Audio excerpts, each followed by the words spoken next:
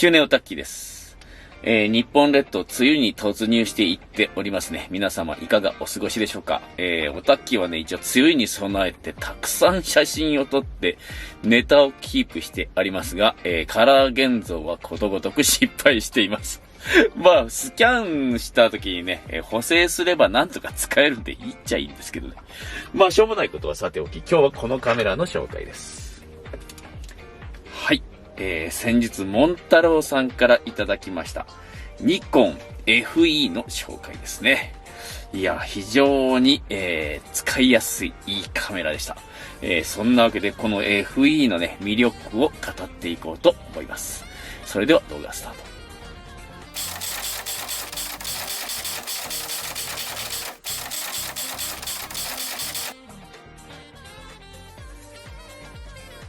はい、今回使用しましたね。このニコン FE。モンタロウさんから提供いただいたカメラになります。本当にありがとうございます。1978年の発売ということですね。シャッタースピードはね、最高で1000分の1秒。電子シャッターのね、機械式縦走りのシャッター膜を採用しております。で、絞り優先オートができるようになっているということで、まあ、電子シャッター、絞り優先オート、まあ、縦走りメカニカルシャッターということで、この構成でニコンって言ったらね、ニコマート EL とかね、EL2 あたりがピンとくると思います。多分ニコマート EL 系のね、後継機種になってくるんだと思いますね。で、堅牢ということでね、まあ、ニコンらしく堅牢ということで、現在もね、ちゃんと動く個体がたくさん残っているみたいですね。で、1978年発売ということなんですが、78年発売でね、直接のライバルって言ったらやっぱりこいつですよね。はい、これキヤノン AE1 ですね。キヤノン AE1 はね、シャッタースピード優先 AE。で、ニコン FE は、絞り優先。この辺の時代でね、どっちが有利かと。シャッタースピード優先 AE なのか、絞り優先 AE なのか、どっちが強いみたいな感じのね、話題がすごくね、カメラマニアの間で湧き起こったんですね。まあ、ニコンとね、キヤノンがね、双璧を成しているということで、まあ話題が加熱することもね、十分わかるんですけどね。このカメラが登場して、その後の流れもすごく面白くて、このカメラが出たのがね、1978年ですよね。でね、81年に、これが出るんですね。これキヤノン AE1 プログラムです。これはね、シャッタースピード優先だけじゃなくて、プログラム AE にも対応したということで、まあ、キヤノンのね、方向性はね、マルチ AE の方に向かっていくんですけど、まあ、ニコンの方はどうしたかっていうとね、83年か。83年にね、ニコマート EL2 っていうのを出すんですけど、これがね、プログラムを搭載せずに、シャッタースピードマックスで4000分の1にするというね、まあ方向性が全然違う。もうほんとこれね、メーカーの色が出て分かりやすいですよね。AE で気軽に撮ろうとしたキヤノン。で、限界性能を上げたニコンということで、より幅広い人に、受け入れられようとしたキヤノン。よりコアな層に受けようとしたニコンということで、本当にね、ニコンらしさ、キヤノンらしさが本当に出てると思います。で、このカメラなんですけどね、もう皆さんご存知の通り、映画浅田家に登場しました。それまではね、シンプルニコンっていう、また、ニックネームでね、意外とね、気軽に買える、価格で流通していたみたいなんですけども、映画浅田家に登場した影響で価格がドーンと上がってしまって、今ね、非常に入手しづらくなっております。で、今回提供いただいてね、試写できたんですけどね、本当に幸せな思いですね。で、シャッター音はね、今音になってた。よっと。そこまでね、高級感を感じる音ではないです。まあ、これはね、縦走りのメカニカルシャッターということでね、ある意味仕方ない部分ではあるんですけどね。よっと。逆だった。よいしょ。はい、これ裏蓋を開けたところになりますが、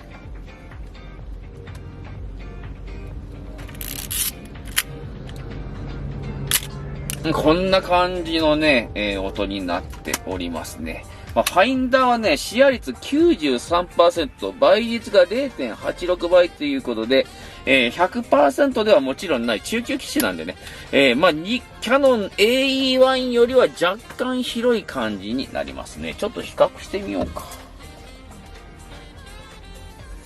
明るさ的にはどっこいかな。これ同じ明るさなんですけどね、F3.5。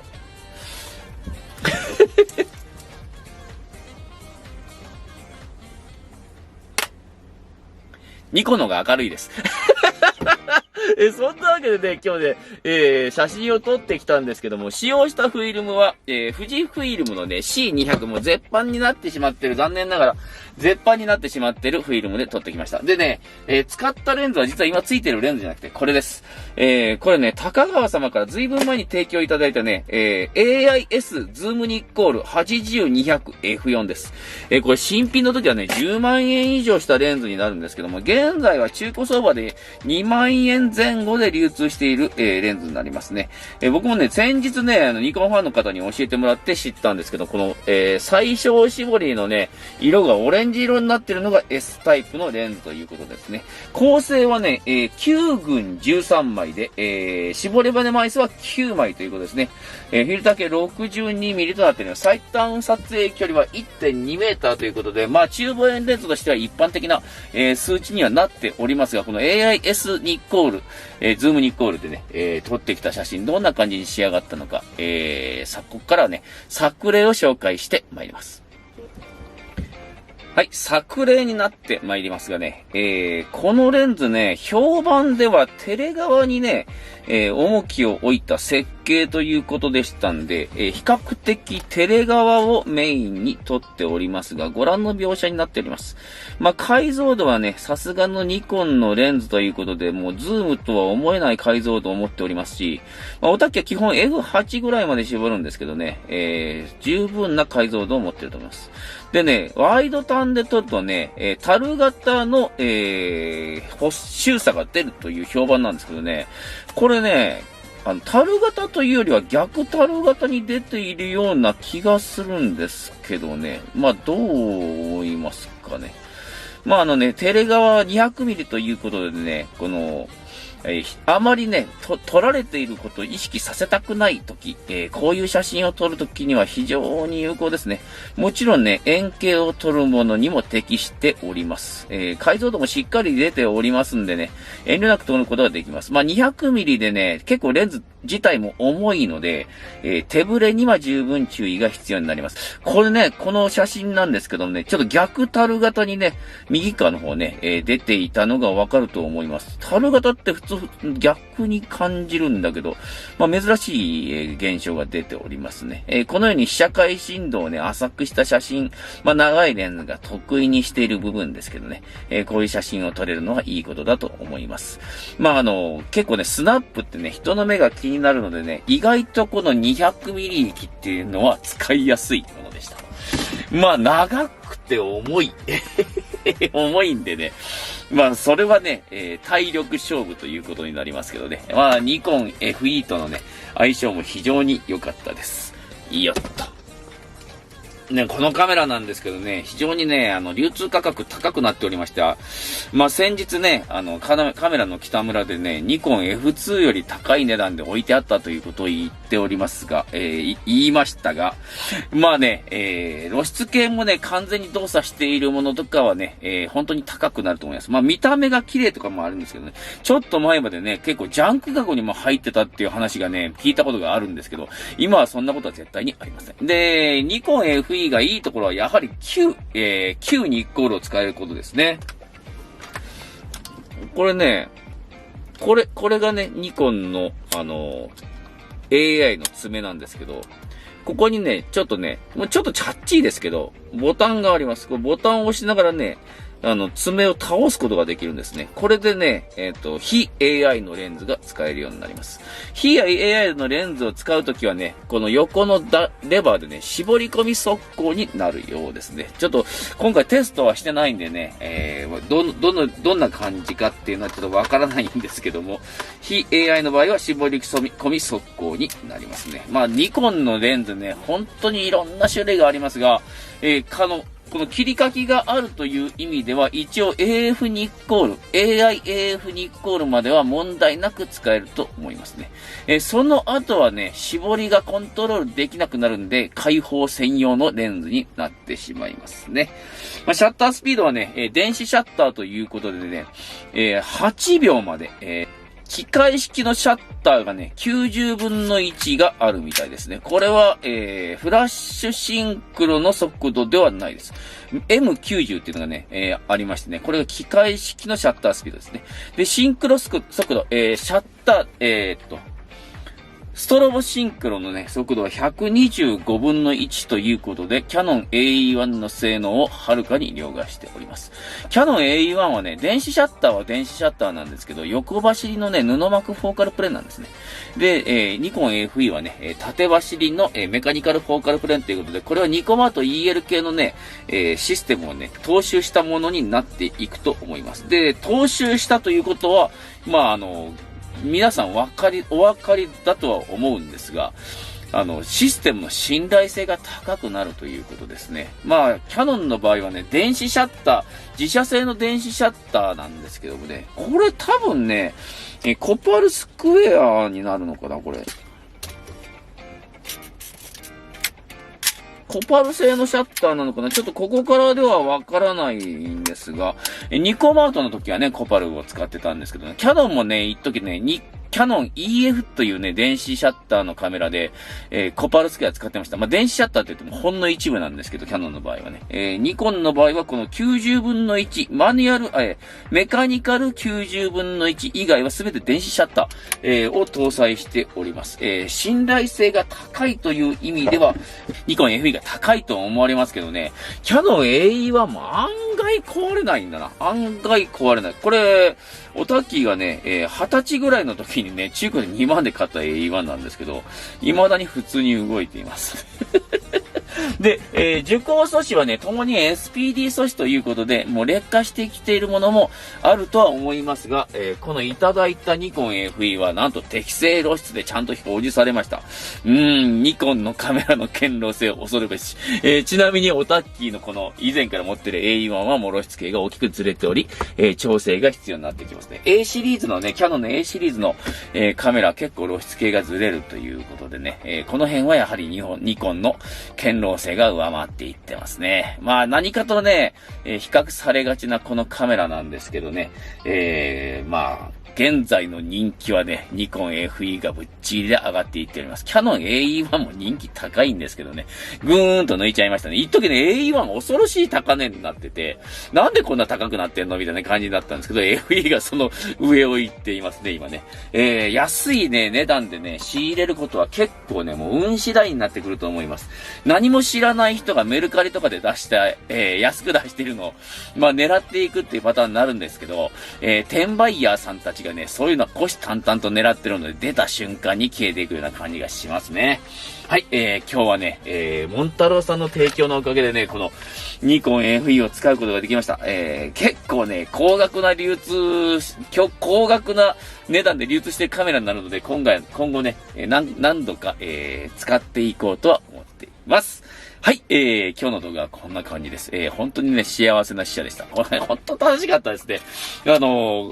一応ね、もう一個、いただいてます。ニコン FE なんですけど、もう一個はね、露出系が動かないんですけど、普通に撮れましたんで、今度はね、これはね、AIS ズームニコール F4 なんですね。80-200F4。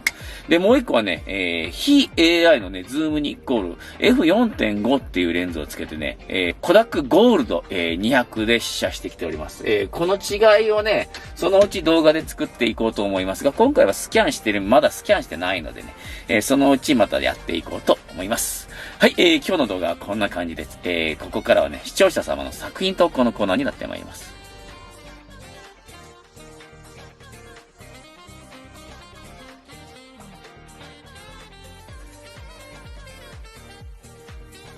作品投稿のコーナー。このところね、立て続けに動画を制作しておりまして、投稿が足りておりませんので、今日は4名の紹介になっていきます。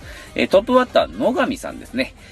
おたっきーさんこんばんは。調子に乗ってまた作品投稿させていただきます。タイトルは、カブトムシ。機材はニコン F にニコール SO と 35mmF2.8。フィルムはコダックウルトラマックスで相変わらずの自家現像です。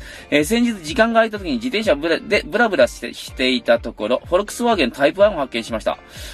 俗に言うビートルですが、形状カラーリングといい最高ですね。ローアングルから広角レンズの特性を活かして撮ってみましたが、案外普通で 28mm が欲しくなってしまいました。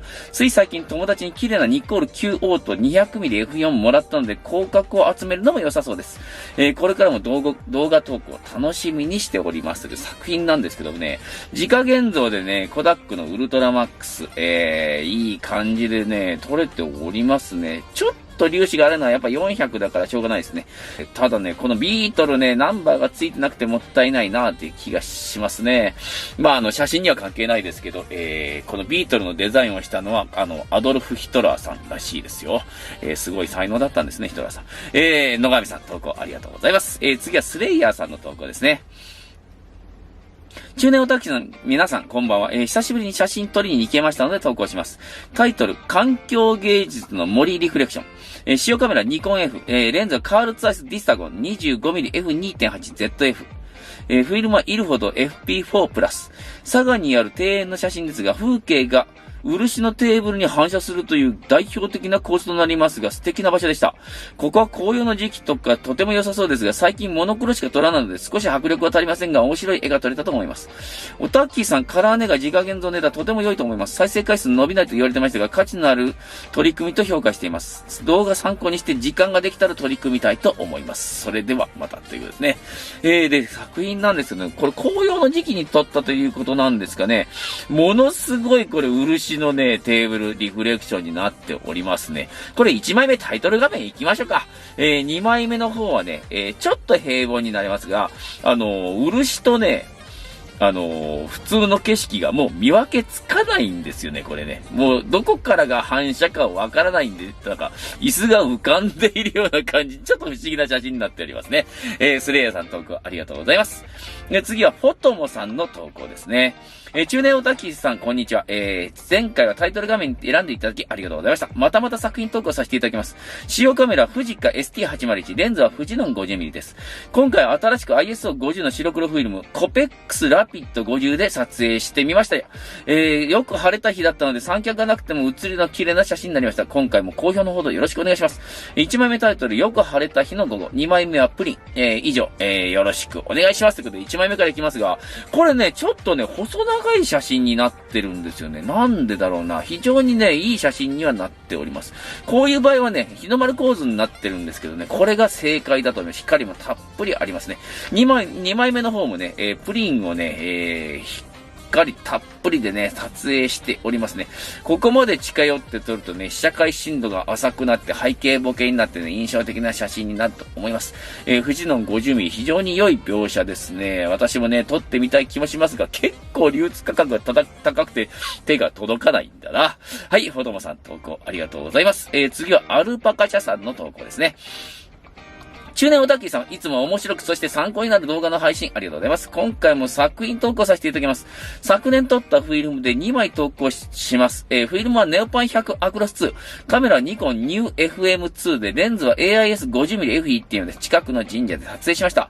2枚とも特にタイトルはありません。最近撮ったフィルムの現像ができてきましたら、また投稿させていただきます。動画の投稿を楽しみにしています。これから頑張ってください。ということで、ありがとうございます。で、1枚目からいきますがね、これアクロス2ということですけどね、コントラストは結構出てると思います。これね、光はないんですよね。光がなくてもこのぐらいコントラストが出る。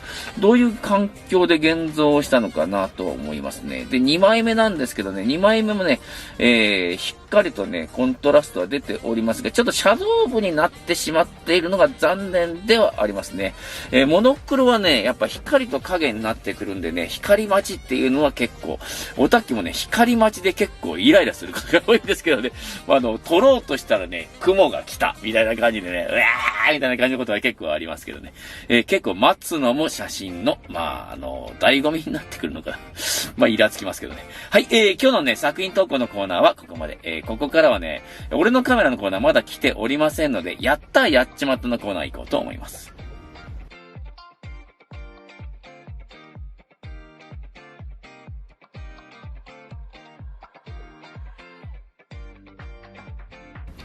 はい、やったやっちまったコーナー。今回は達也さんのやったですね。おたきさん、こんにちは、こんばんは。お仕事お疲れ様です。今日はやったやっちまったのコーナーに投稿します。久々にやったがありましたので、これは投稿せずにはいられないと思いスマホを握ってます。今日、いつもお世話になっているカメラの北村へフィルム買いに行った際、ジャンク箱も見せてもらったところ、ペンタックスの KX とダブルズームレンズがバラバラではありましたが、すべて220円で売られていました。ありえん。ジャンクの内容を確認せず持ち帰りましたが、動作確認で特に問題見られず正常に動作しています。単三電池で駆動するモデルで、画素数も1200万画素とお手軽に使える良いカメラが手に入りました。コーナータイトルの F3 ハイアイポイントほどの衝撃はありませんでしたが、それでも格安で買えたことはラッキーでした。やっぱりジャンクは夢があります。おたけさんもいつかペンタックスのデイジー1に出会えるかもしれないですね。また良いものが拾えたら報告させていただきます。雨が多くなる季節、運転お気をつけてお仕事頑張ってくださいということですね。いや、羨ましい。僕ずっとペンタックスのデジタルね、見てるんですけど、こんな値段では絶対ないですよ。ペンタックスのデジタルではね、黒視病って言ってね、絞りが開かなくなる現象がよくあるんですが、これはちゃんと取れるんでしょうね。いや、レシートがついております。全部220円ということで、この写真ちょっとね、組み合わせてタイトル画面に使っていこうと思います。久々のタイトル画面変更はまたレシート付きかよということですね。はい。でね、ここからはね、失敗作例と。いつものパターンになってるんですけどもね、自家現像、カラー自家現像、失敗のコーナーになってまいります。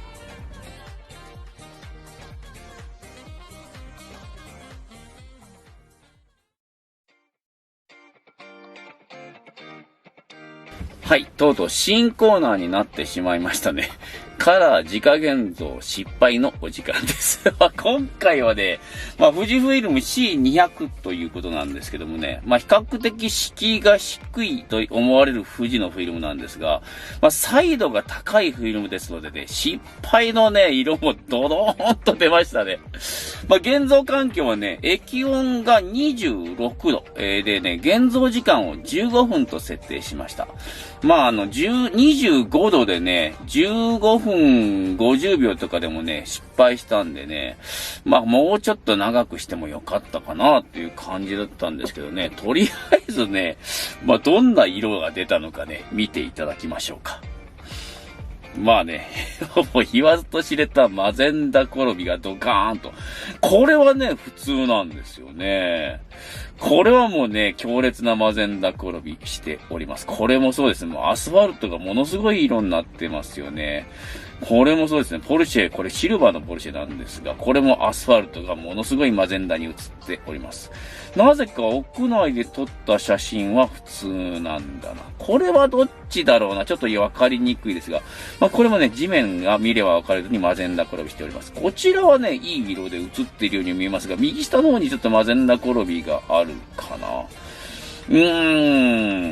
アスファルトを見る限りではもう全部失敗してますよね。で、今回ちょっとね、このカットの補正後のね、データを送り忘れていたので、ちょっと比較ができないんですけど、失敗したことは間違いないです。で、コダックゴールドも現像しましたが、似たような感じで失敗してます。